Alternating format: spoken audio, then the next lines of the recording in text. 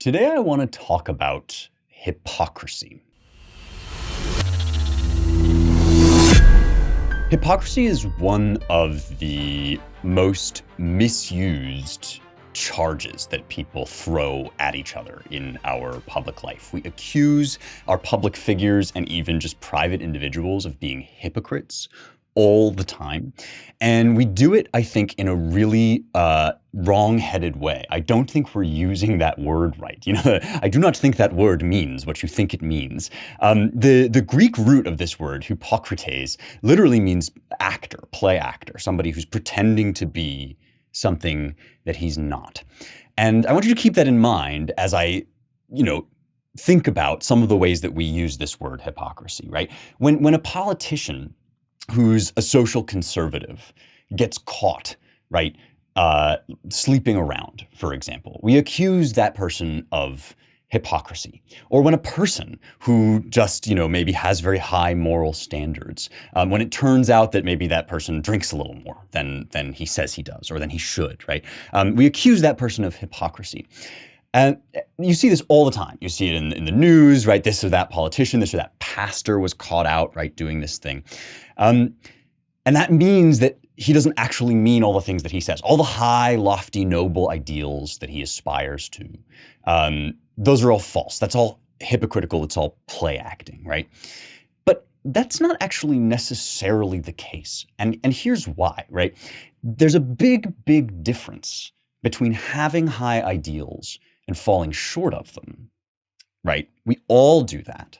But there's a difference between that and saying something that you have no intention of following through on. If you're preaching to people, right, oh, you need to give up meat, right? The answer is always, well, you first, right? Because these people, like Bill Gates and whatever, everybody needs to give up meat, but they're not going to do it, right? That's hypocrisy. Preaching that something is good while having no intention of living it out. That's hypocrisy. Falling short of your ideals isn't actually hypocrisy. And we do this thing. It's so funny how we do this, right? We see somebody fall short of his ideals, like we see somebody commit adultery who is a preacher, for example. And we decide that that means the ideals are no good. Instead of deciding that the guy is no good, or that he's fallen short, or that we're all sinful, we all fall short of our high ideals, we're all human, the world is broken, right? The logical response would be, well, it's such a shame that that person fell short of those ideals. But instead what we say is, oh, those ideals are all false, right? They're all lies, they're all hypocrisy. This is one of once you see this, you see it everywhere in our culture. It's a terrible misuse of the word, and it degrades everything because nobody can live up to the highest ideals of virtue, right? That's why they're ideals. That's why we strive toward them, and we fall, and we get back up, and we try again, just like I was talking about with Wordsworth. In the next 2 weeks, I'm going to be talking about a system of ideals that has been basically totally dismantled by accusations of hypocrisy. And I'm going to try and show why those accusations are so silly. And the system of ideals I'm talking about is chivalry, the chivalric code that grows up among the knights of Europe, France and England especially, but elsewhere as well, and that then translates over time into a broader set of social mores and ideals for both war and love. So we'll talk about war and love in these next 2 episodes using one of my favorite poems, Sir Gawain and the Green Knight. I'm going to get into the poem, but I want to commend to you briefly the Ancient Language Institute. These guys are doing such important work teaching people to read Latin and Ancient Greek. Obviously, if you listen to this show, you know how much reading Latin and Ancient Greek has changed my life. I think it can really open your mind. You can read the Bible in Koine Greek. You can read the great works of the West, like Virgil and Homer in these languages. ALI, the Ancient Language Institute, teaches these languages like living languages. And so you're going to be reading really quickly, really early on, even if you're a total beginner. And in this fall semester, they are adding Biblical Hebrew. Now, Biblical Hebrew is an amazing language and so different from anything probably that you're used to. Learning it can open your mind to the way that the biblical authors thought about God, the way that they thought about prophecy and the future and heaven. All of this stuff is open to you at the Ancient Language Institute. So go to ancientlanguage.com/heretics to get started, and you can get 15% off if you use the code heretics. One more time, it's ancientlanguage.com/heretics and get 15% off on the fall semester with the code Heretics. There's a movie coming out pretty soon. I haven't seen it as I'm recording this, but when you're listening to it, it may already be out. It's just called The Green Knight, but it's basically a movie adaptation of this great Middle English poem. It's written sometime in the late 14th century. We don't really know. The circumstances of its composition are quite obscure, but it's written in the Midlands probably, or the north of England, right? And I haven't seen the movie, so I don't know how faithfully or how well it's going to deliver the weird, beautiful, sophisticated poetry of this anonymous poet. You know, usually they ruin these sorts of things, especially now when like we're kind of ill-equipped to understand the world of chivalry and the world of ideals and aspirations and knightly honor that this poem takes place in. But it really is, you know, it's in the running for the great poem of chivalry. And one of the reasons why, and this is why it's so silly to accuse the chivalric code of hypocrisy, one of the reasons why is that it is well aware of all the ways in which these are flawed human beings who are trying, you know, in their flawed brokenness to work their way towards something higher and something good with the help of the church, with the guidance of God, right? All of these things are incorporated into the poem. Now, you'll have to let me know if you go see the movie, what you think of it. I'll let you know once I see it. It looks okay. I mean, the trailer doesn't look disastrously bad. But, you know, maybe it will get some of this right. Maybe it won't. I'm just interested in talking about the poem. And I should say at the outset, right? You know, I'm doing 2 episodes on this because I think it's a poem that not everybody really knows about. And I would really love to introduce it to you because I would want to introduce it to you no matter what. It is a great work of the West, but frankly, this is just, some things are just special to you, right? Some things just really hit you personally where you live. And this is one of those poems for me. I adore Gawain, and I really want to share that with you. And I want to show you why it sort of obliterates all of these accusations, all of these sort of smug modern conceits. Well, oh, chivalry's outdated. Chivalry's sexist, right? This is another one, that chivalry, you know, is a code of how men and women should relate to one another, and how women should be elevated, and how men should honor and respect them, but also protect them, right? All of these things are incorporated into chivalry. And that is now considered sexist, right? Feminists hate this idea that you should even open the door for a woman. But of course you should. You should take off your coat and lay it in the mud for a woman, right? And Gawain and the Green Knight espouses all of those ideals while also showing some of the tensions and the difficulties and the complexities within them. As I said, this is a poem that is composed, written down somewhere between, say, the 1370s and 1400. It kind of languishes. It's the same era. This is the era of Middle English, right? So in 1066, you have the Battle of Hastings and the Norman conquest of England. We've talked about this before, that the French dukes, a French duke, William the Conqueror, comes over and basically conquers England. And now the kings of England are also dukes of France. And there's all sorts of kind of messy complexity of that, but one result is that English changes. The language of English goes from being this sort of Germanic, Anglo-Saxon language into acquiring all of these French words. And that's a big way that our language gets Latinized, that a lot of the words that come into French from Latin then come into English. And so Middle English is a new form of language, and this is a northern dialect of that Middle English. But during this same period, Chaucer is also writing. Chaucer is another great Middle English poet. We will do other episodes on him. We're not here to talk about him, but just to say, Chaucer is in London, right? Not the Midlands, not this sort of, you know, the North and the Midlands have always been the kind of more remote, the more difficult and harsh terrain, less cultivated, less urban. And there's always been tensions there in England and among the Britons.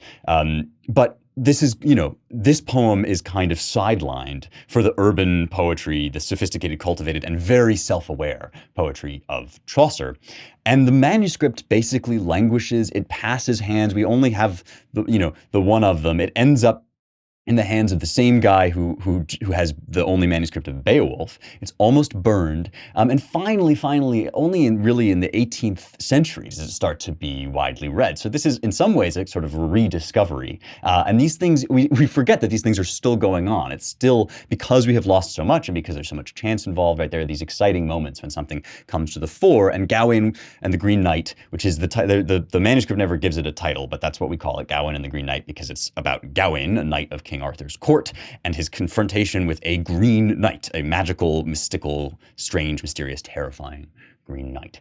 I'm going to talk about all of the different ways that this poem deals with love and war in the chivalric code. And I'm going to talk about how those codes, and codes is really the better word than one code because this is an ongoing developing thing. I'm going to talk about how all of that develops historically as we go, because it's an amazing international story. At this point, Europe is split up into many different kingdoms. They're constantly changing hands. We talked about this when we talked about King John, right? And actually, Eleanor of Aquitaine, King John's mother and the mother of Richard Lionheart, is going to play a role in this history. Before I get into any of that, though, I think we just need to enjoy some of this poetry. And I'm going to start with the very opening of it and then start explaining why it is the way it is.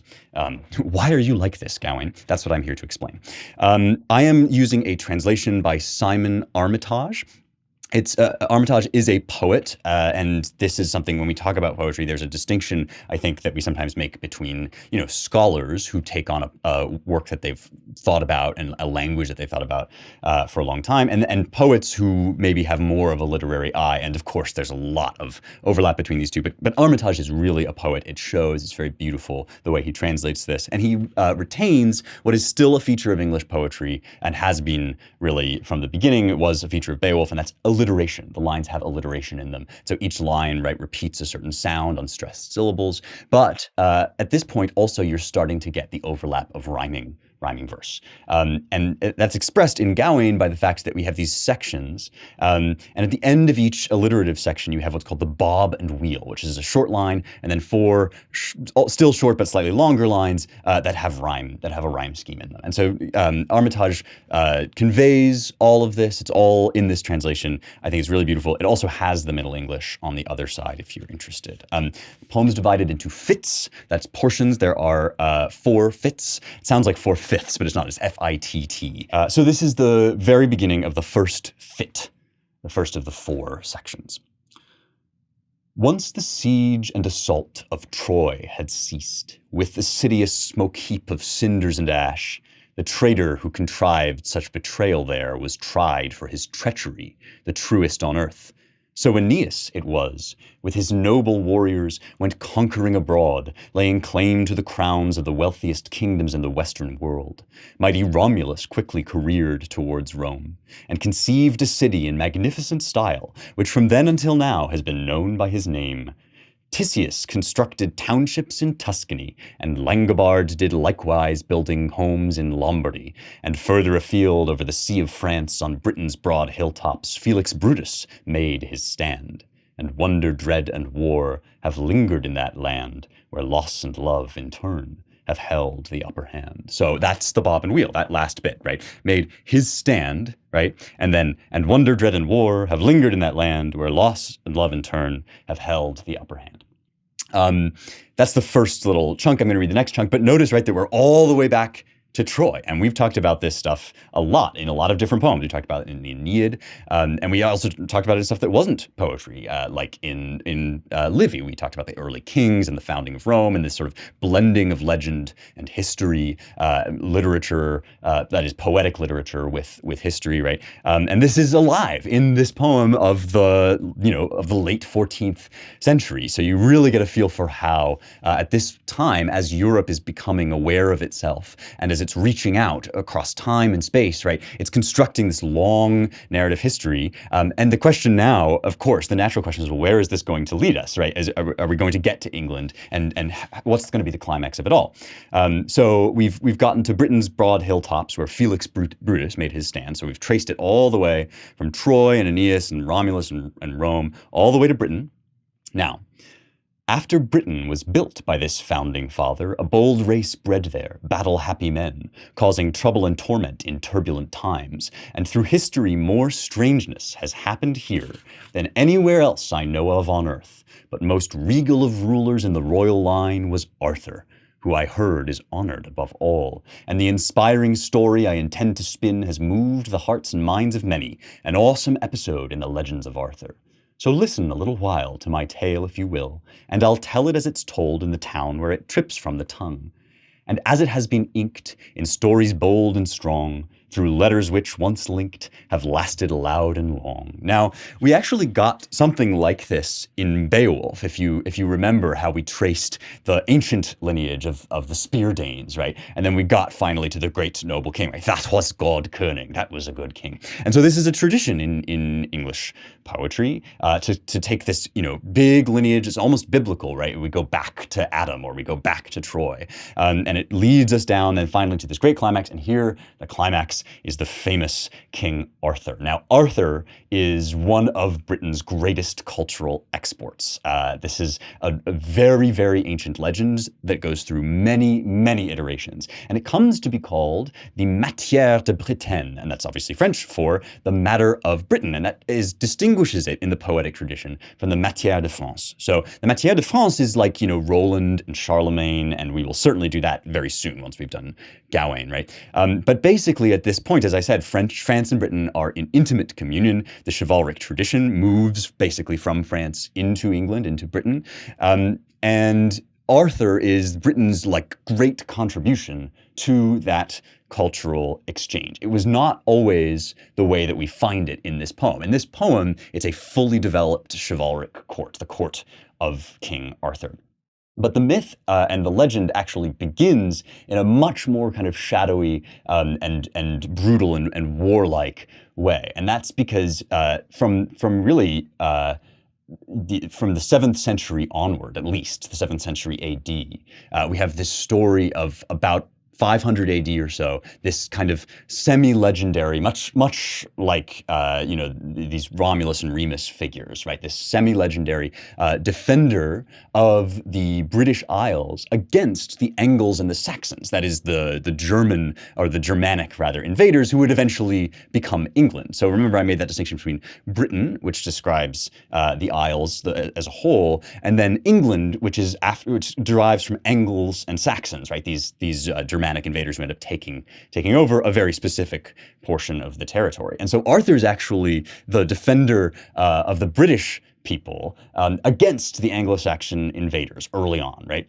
These stories are circulating in the Celtic regions, possibly in France as well. And there's a big moment then, as these stories are getting going, in the 1130s. And that is when Geoffrey of Monmouth, whom you may have heard this name, it's a pretty famous name, right?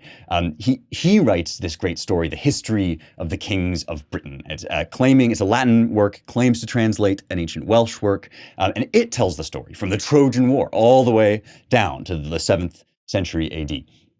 From the Trojan War all the way down, right? It's translated into French. It makes its way into France. And then finally, Chrétien de Troyes marries it with this other tradition that we're going to talk about soon. And that's the tradition of courtly love. This idea that knights don't just fight, they also fall in love. And they fall so in love and they so elevate the women that they serve their ladies, right? That they will do anything and sacrifice anything, even if the lady is married to another man. And that's something we're also going to get into. It's very germane to the Gawain poem. But that's how this Arthur story, right? At this point in time, the story of Arthur and the story of Arthur's court and all the sorts of little surrounding stories has become a central literary focus of this developing tradition. It's one of Britain's greatest claims to fame.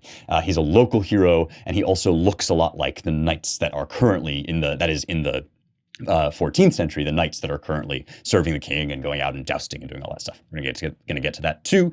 I want to read some more of the poem, though, to explain the story of Gawain and the Green Knights. I have to confess to you, I am obsessed with everything from public goods. These guys make such good products, and they make a million different kinds of basics that you can use in your kitchen, in your bathroom: coffee, toilet paper, shampoo. I really like the food that they make. They do these chocolate covered almonds. There's teas that are really good.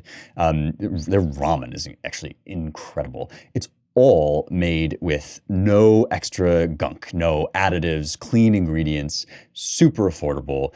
They have given me a great deal for Young Heretics listeners. I mean, this really is kind of awesome.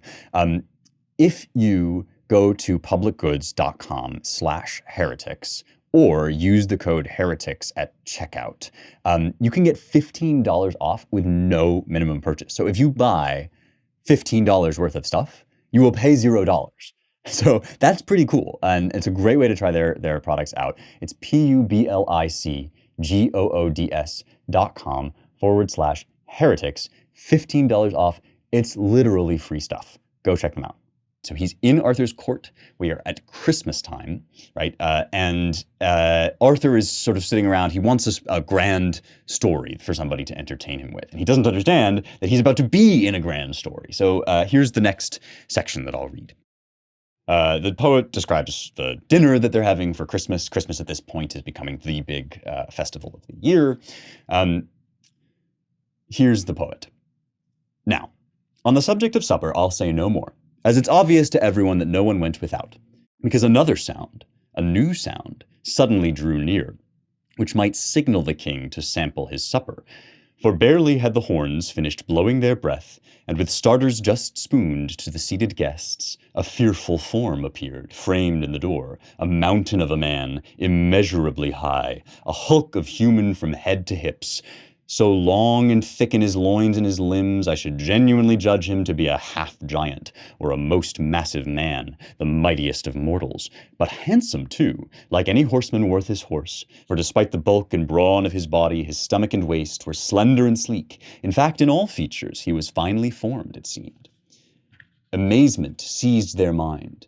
No soul had ever seen a knight of such a kind, entirely emerald green. So right at the end of the bob and wheel, you get this climax, right? He's describing this knight. A lot of it is, fairly up to expectations. He's big, he's handsome, he's strong, he's scary, and he's green. So this is the part of the poem. Nobody really quite knows why the knight is green. There are all sorts of hypotheses, right? He's associated with the outside and with the wild, right? He's associated sometimes with the devil. The devil's color was green at this point. But in some ways, right, it's just there to kind of strike awe and wonderment. We're curious about this person. We don't know why, right? And he challenges King Arthur's court to a game that was part of the literary tradition already in England and in Britain. And that is the beheading game. And the beheading game is basically a back and forth challenge that you strike me, I'll strike you. So the knight says, right, anybody can strike me however he wants. And then after that, in a year, I get to strike you in the same way. And so the court is sort of thrown into a hush over this. Arthur himself looks like he might be about to take it up, but then Gawain, right, this young noble knight whom everyone finds very beautiful, knows about, he's a character in the story, right? He rises up and he says, I'm going to take this challenge on, and here's what happens. So the Green Knight is getting ready to be struck, as per the game, as per the deal, by Gawain. In the standing position, he prepared to be struck, bent forward, revealing a flash of green flesh as he heaped his hair to the crown of his head, the nape of his neck now naked and ready. Gawain grips the axe and heaves it heavenwards, plants his left foot firmly on the floor in front, then swings it swiftly towards the bear's skin. The cleanness of the strike cleaved the spinal cord and parted the fat and the flesh so far that the bright steel blade took a bite from the floor. The handsome head tumbles onto the earth, and the king's men kick it as it clatters past. Blood gutters brightly against his green gown, yet the man doesn't shudder or stagger or sink, but trudges towards them on those tree-trunk legs, and rummages around, reaches at their feet, and cops hold of his head, and hoists it high, and strides to his steed, snatches the bridle, steps into the stirrup, and swings into the saddle, still gripping his head by a handful of hair. Then he settles himself in his seat with the ease of a man unmarked, never mind being minus his head. And when he wheeled about, his bloody neck still bled. His point was proved. The court was deadened now with dread. So nobody quite expects this to be happening. Gawain beheads this knight, but then he picks his head up like like in Sleepy Hollow, right, and gets on his horse. And now Gawain is mightily screwed because he has to go let the Green Knight do the same thing to him in 1 year. And that, of course, means that Gawain, not being magical, not being green, is facing certain death. Here is where the code of honor and the ideals of chivalry come into there into play, right?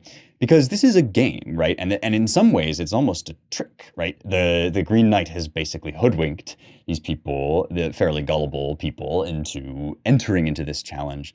I think most moderns, were they in this situation, would want to find a way to get out of it.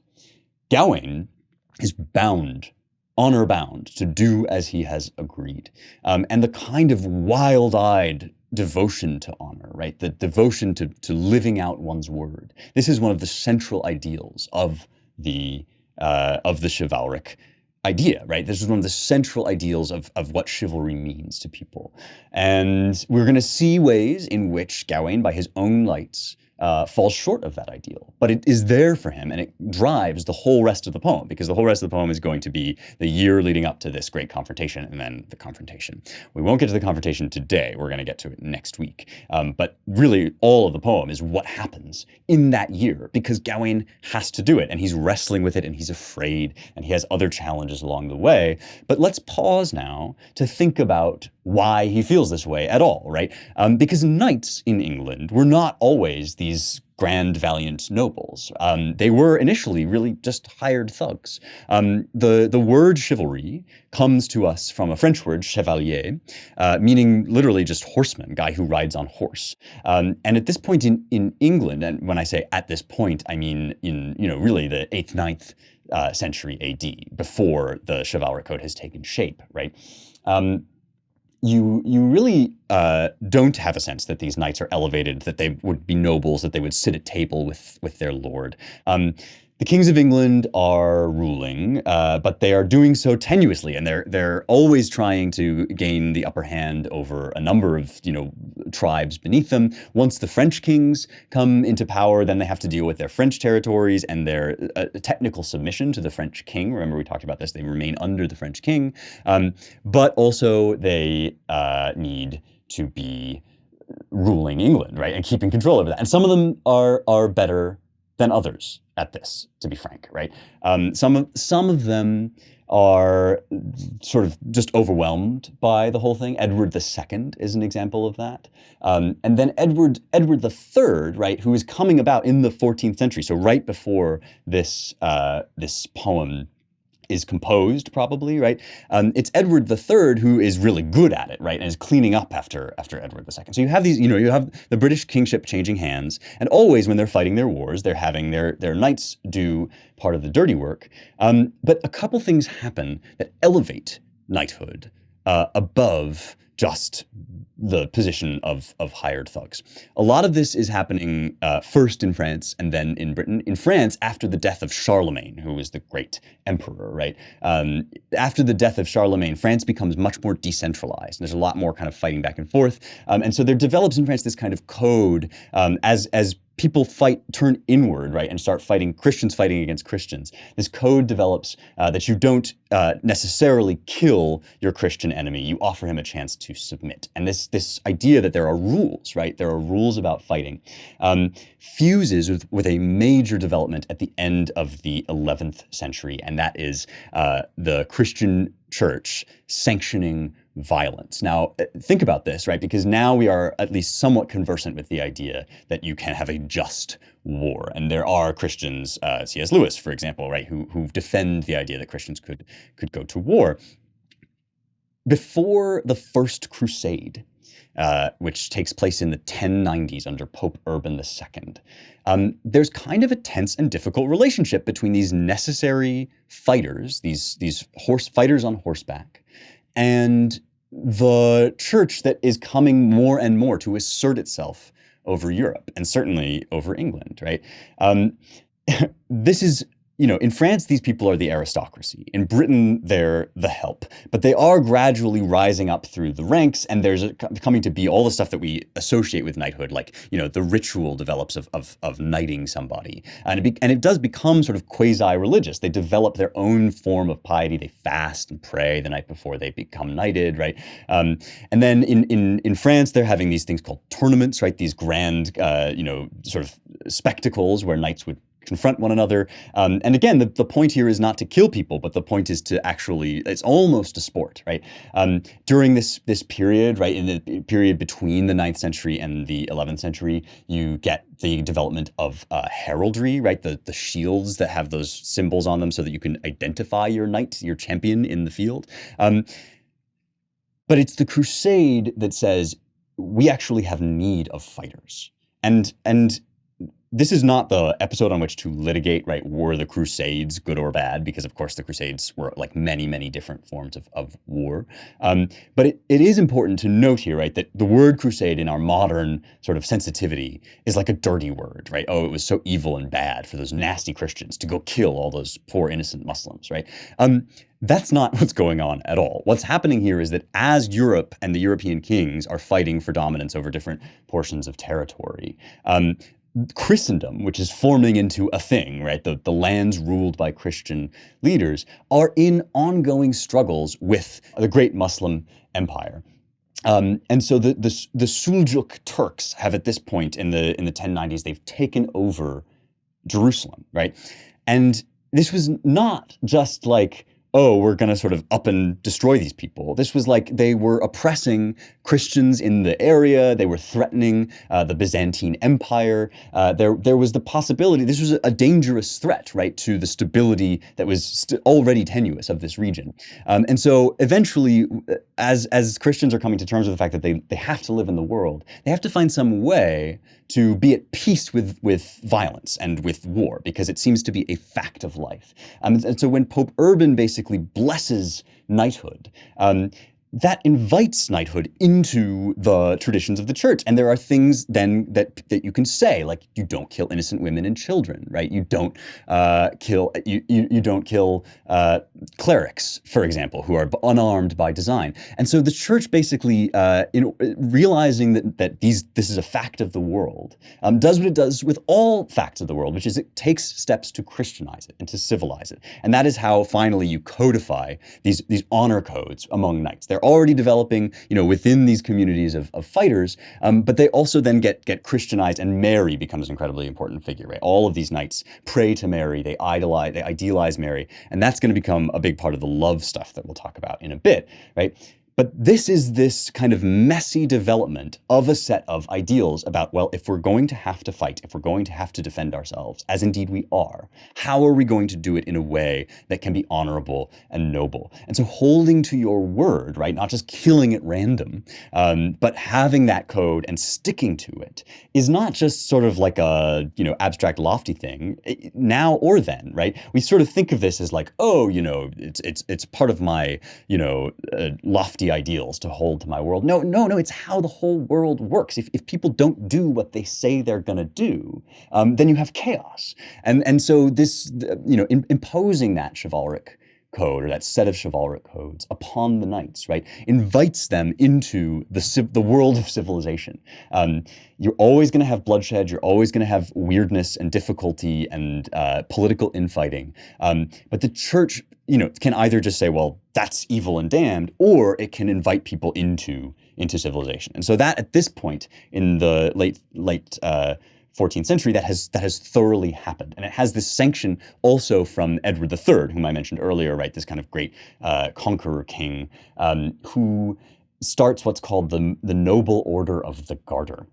And the legendary story about how this happens is that he is dancing at Windsor Castle. And he's dancing with the Countess of Salisbury, and her garter slips from her leg. And everybody's snickering, but he picks up the garter and gives it back to her and says, "Honi soit qui mal y pense." You may have heard this. It means shame on anyone who thinks ill of this, right? And so rising to the defense of a woman is a very important part of this. And this enables Edward also to kind of get the honorable chivalric knights in his defense, to bring them to his aid and to form an official sort of council of them, which exists to this day. The Order of the Garter is still a thing. It's the highest honor that the monarch can confer, and it is only the membership is limited only to the monarch, the Prince of Wales, and 24 companion members. They can now be women as well as men. And so this structure, right, the political structure, the religious necessity, the wars, the crusades, right, have all kind of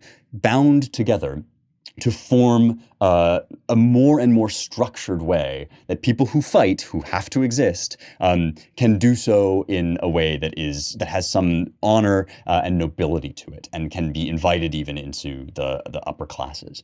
And you can either say about that, well, then it was all just random.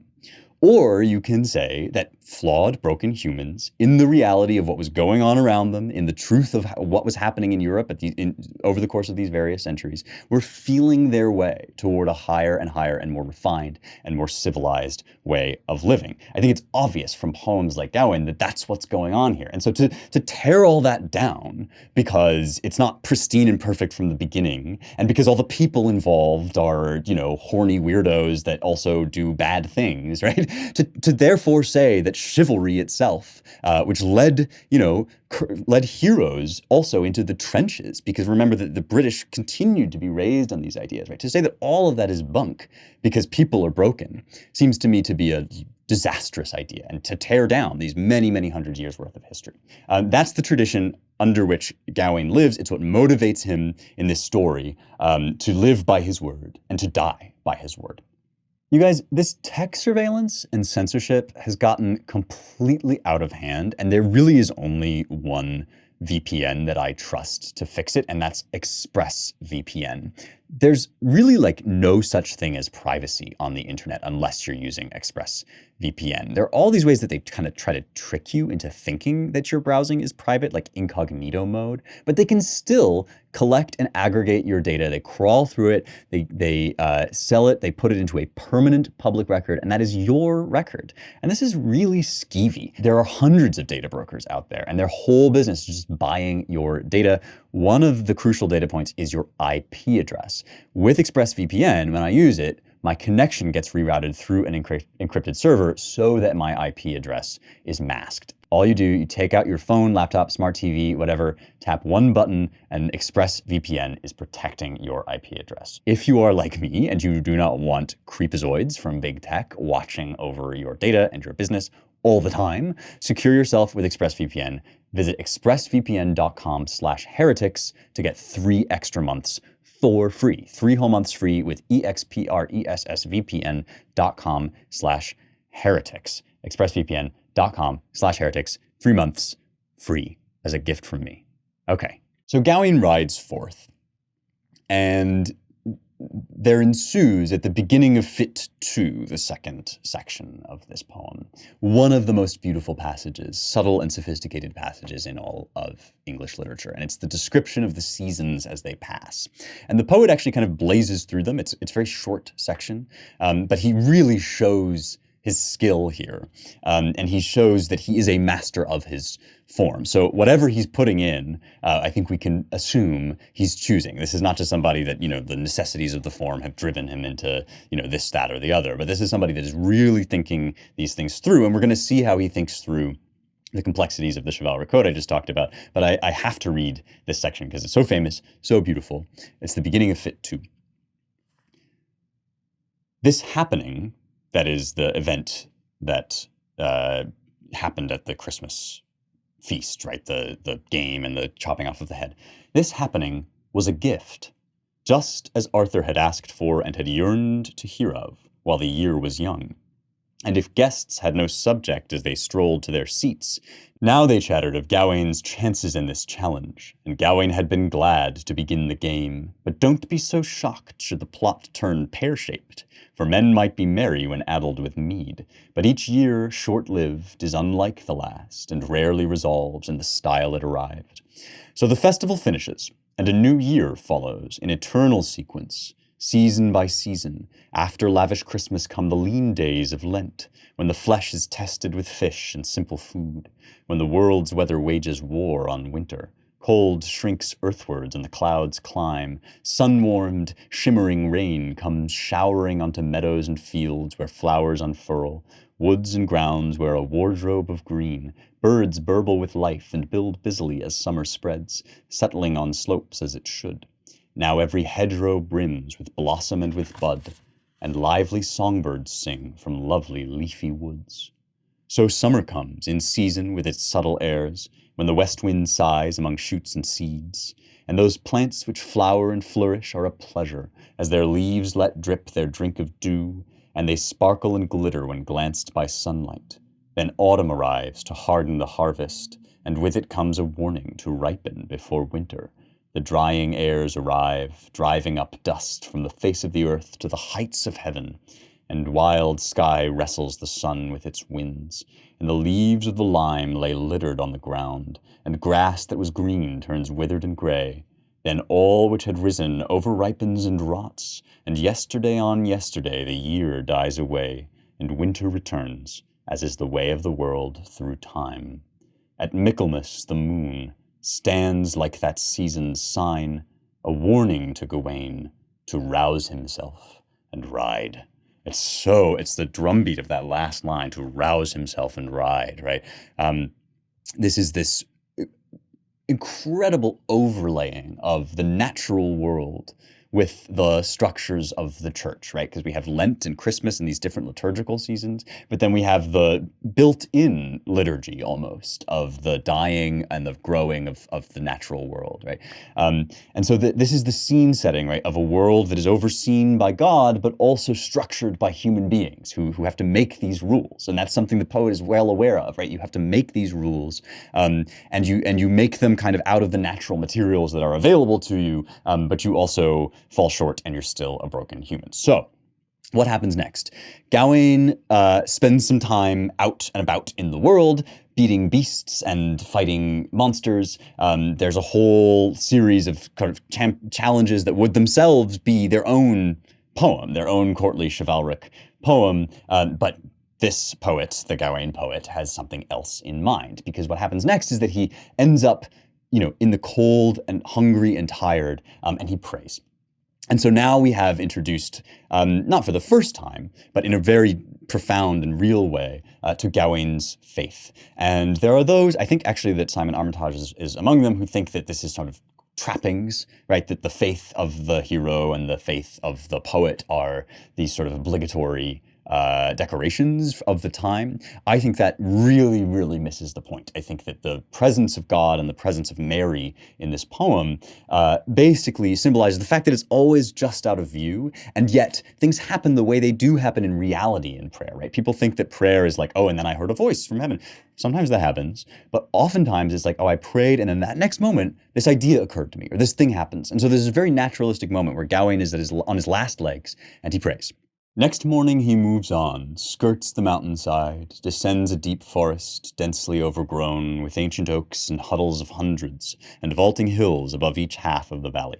Hazel and hawthorn are interwoven, decked and draped in damp shaggy moss, and bedraggled birds on bare black branches pipe pitifully into the piercing cold. Under cover of the canopy he girded Gringolet through mud and marshland, a most mournful man, concerned and afraid in case he should fail in the worship of our deity, who on that date was born the Virgin's Son to save our souls. He prayed with heavy heart, Father, hear me, and Lady Mary, our mother most mild, let me happen on some house where mass might be heard, and matins in the morning. Meekly I ask, and here I utter my prayer, Ave, and creed. He rides the path and prays, dismayed by his misdeeds, and signs Christ's cross and says, Be near me in my need. No sooner had he signed himself 3 times than he became aware in those woods of high halls and a moat on a mound, bordered by the boughs of thick-trunked timber which trimmed the water. The most commanding castle a knight ever kept, positioned in a site of sweeping parkland with a palisade of pikes pitched in the earth, in the midst of tall trees for 2 miles or more. From the corner of his eye this castle became clearer as it sparkled and shone within shimmering oaks, and with helmet in hand he offered up thanks to Jesus and St. Julian, both gentle and good, who had courteously heard him and heeded his cry. A lodging at last, so allow it, my lord. Then he girded Gringolet with his gilded spears, and purely by chance chose the principal approach to the building, which brought him to the end of the bridge with haste. The drawbridge stood withdrawn, the front gates were shut fast. Such well-constructed walls would blunt the storm wind's blast. Now, purely by chance, full chancely in the Middle English, and he full chancely has chosen to the chef gate. I want to draw attention to that. That's a remarkable little flourish on the part of the poet, because from one perspective, of course, it's by chance, but from another perspective, he's just prayed for exactly this. And it doesn't happen by miracle. It happens just, that it's the next thing that occurs. He happens upon this castle. And so the poem is incredibly sophisticated about prayer, and it's not at all about the elevatedness of the knight, right? It's the knight is aware of his own inadequacy, right? Forgive me my misdeeds, he says. He's deeply, profoundly aware of how unworthy he is of a figure like Mary, whom he nevertheless believes to be above him, guiding him, leading him on. This is when I talk about hypocrisy, right? This is one of the accusations that gets made at Christians all the time, or even just believers, right? And really, it's the accusation of the devil. I mean, this is in scripture, right? That the devil comes and says to you, look at what a miserable mess you are. And you listen because you know you're a miserable mess. But the gospel says to you, sure, but look upward at who is with you, right? It's the elevation, it's the transcendence of what we are in this messy, broken world able to build, despite our brokenness, right? That's the thing that leads us to believe, not because we are so perfect, right? And so this idea that chivalry is just about how great knights are is actually getting it exactly backwards. Chivalry was a response to what thugs knights were, right? To the fact that there were these roving bands of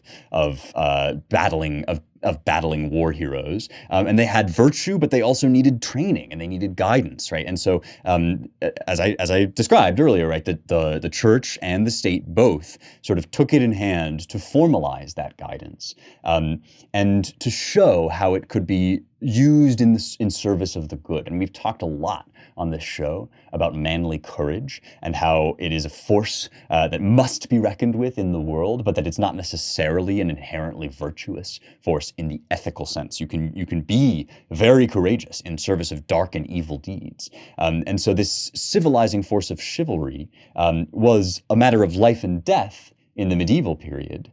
It will, for us, be a matter of life and death and as well, but it remains an urgent situation, right? It remains urgent that men be taught how to temper their martial spirit, right? And their sort of desire and drive to go out and do things. Are they going to go out and break things? Or are they going to go out and build things, right? This channeling force, which still could be called chivalry in its modern sense, right? Because that's what's under so much assault.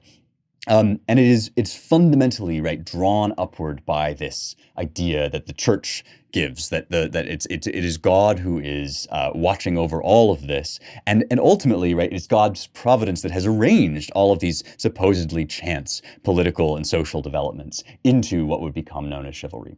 And so I want to go back and just read one more part, and that's about Gawain's, the pentangle that Gawain has on his gear. So Gawain, there's a lot made of Gawain's great armor and his shield, and the pentangle is the 5-pointed star, and it's an infinite loop because you can draw the star.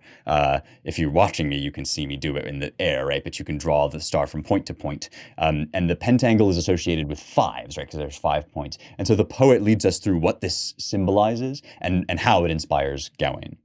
So this is before he really sets off, when he's armoring, right?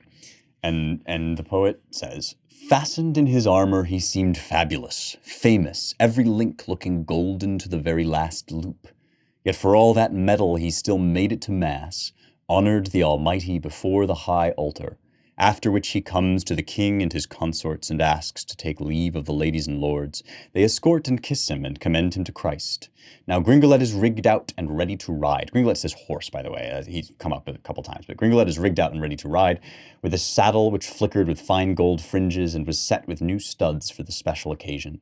The bridle was bound with stripes of bright gold. The apparel of the panels was matched in appearance to the color of the saddle bows and crupper and cover, and nails of red gold were arrayed all around, shining splendidly like splintered sunlight. Then he holds up his helmet and kisses it without haste. It was strongly stapled, and its lining was stuffed, and sat high on his head, fastened behind with a colorful cloth to cover his neck, embroidered and bejeweled with brilliant gems on the broad silk border, and with birds on the seams, such as painted parrots perched among periwinkles and turtle doves and true lovers' knots, tightly entwined as if women had worked at it 7 winters at least.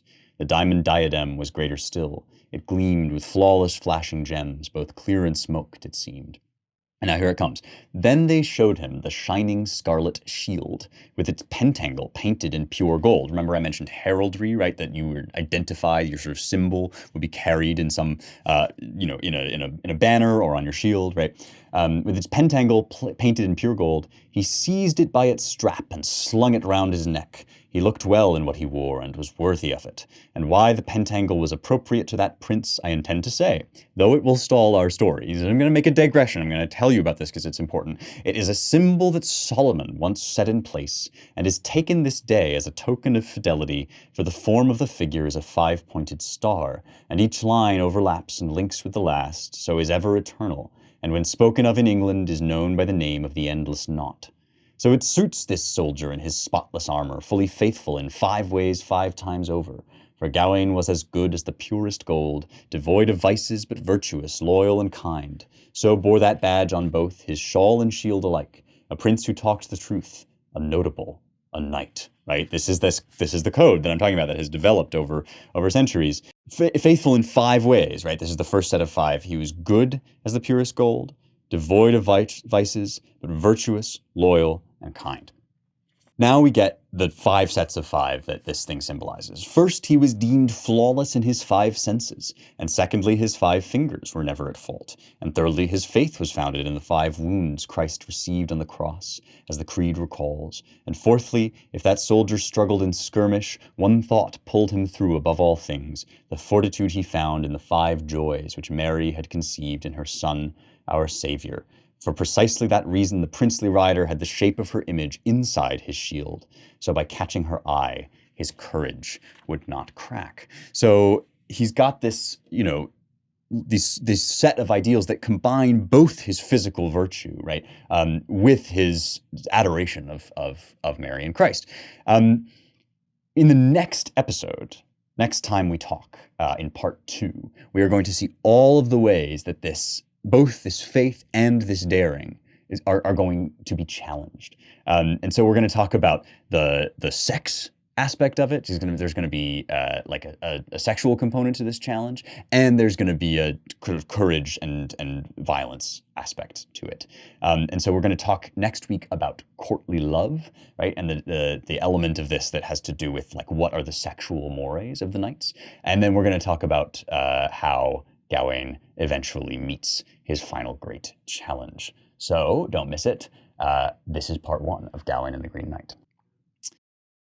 Okay, let's do the mailbag. Mailbag questions come to me on Locals. If you haven't already checked out our community, our Young Heretics community on Locals, please do come join us, youngheretics.com/locals. When you become a VIP, you enter into a deeper engagement with this show, with this text, with me, and with all of these ideas, right? We do a lot of just hanging out on Locals and talking about how to integrate some of the stuff that I'm talking about into our lives. We pray together, we work out together, we have drinks together, and all of this is a way of making this stuff real, right? Because of course the poetry is very beautiful, the knights are very great to think about, it's fun to learn about the history of King Arthur, all of this stuff, right? But I'm talking about and emphasizing that it's still live, right? You can still try to live up to these things in the here and now. And you can do them, without fearing that you're going to fall short, because you're going to fall short. You're going to fall short of perfect integrity. We're going to see how Gawain falls short of perfect integrity, living out his word exactly as he hopes and intends to. But nevertheless, right, it's better and higher to keep yearning for that eternal glory than it is to just sort of give it up entirely because it's all a charade, right? It's summer. We all want to be by the pool, and that means you want to get absolutely jacked AF, and that also means that you need amazing bro tanks and t-shirts for the gym. I have one for you. It is a Young Heretics Lifting is Infrastructure t-shirt. They are available only for a limited time. There's only 200 of them. So you go to youngheretics.com/shop.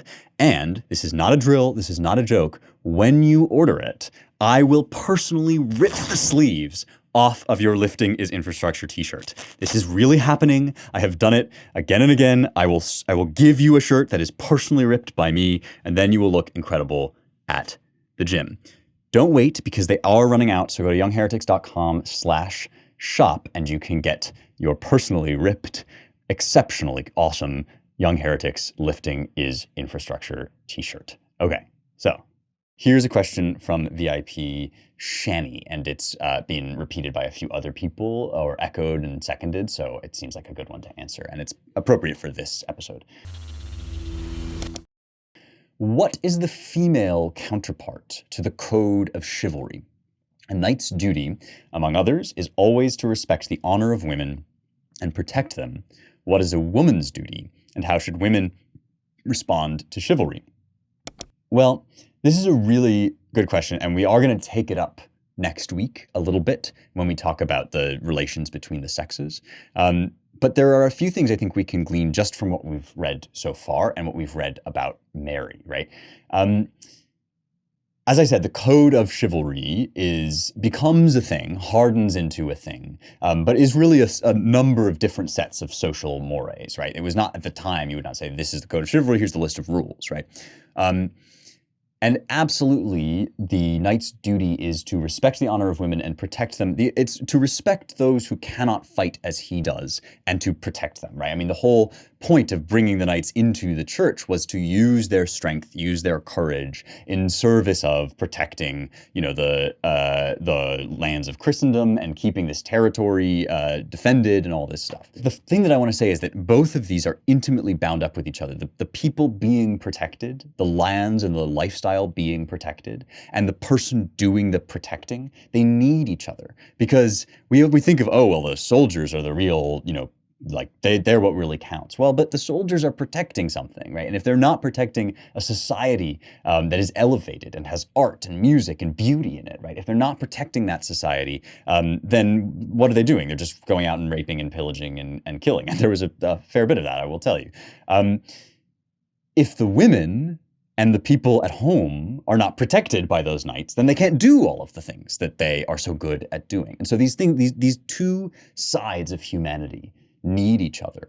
And the job of the women is to be the stuff that's worth protecting, the stuff of life, the giving birth to the children, the raising them to be honorable young men and women. One reason why, in for example, the early 20th and certainly the 19th century, one reason why women were often invited to learn things like piano, music, right, and art is because when those things weren't recorded, they were the beauty that was brought to the home, right? And so homemaking, of course, chastity for both genders, right, is appropriate and necessary, although we're going to get into how this was one of the areas where things were complicated in the chivalric code. But all I'm saying is, if chivalry is essentially the rules of how men can create the conditions for civilization and for elevated society, then the counterpart for women is being that society, is being that thing that the man would die for. And so this is something that, it's very, very unfashionable to say now things like, women should take care about how they look. And of course, both genders should take care to be healthy and all this stuff. But there's something special about women wanting to be beautiful for their men, and not just physically beautiful, because a lot of that, is as may be, but beautiful in the elevated way that Mary is beautiful, that is feminine, demure, loving, intuitive, generous, right? Cultivating those things is what makes men go out to battle and fight wars in the first place. And so I would say that the female version of the code of chivalry is really, in essence, it's what we now call homemaking. But that seems that word isn't big enough, right? Chivalry is this big, grand, elevated word. I think we need a bigger word than homemaking. I mean, it's really life-making, right? Life-giving, literally in the sense of giving birth, but also in the sense of bringing color and light and beauty and elegance to everything.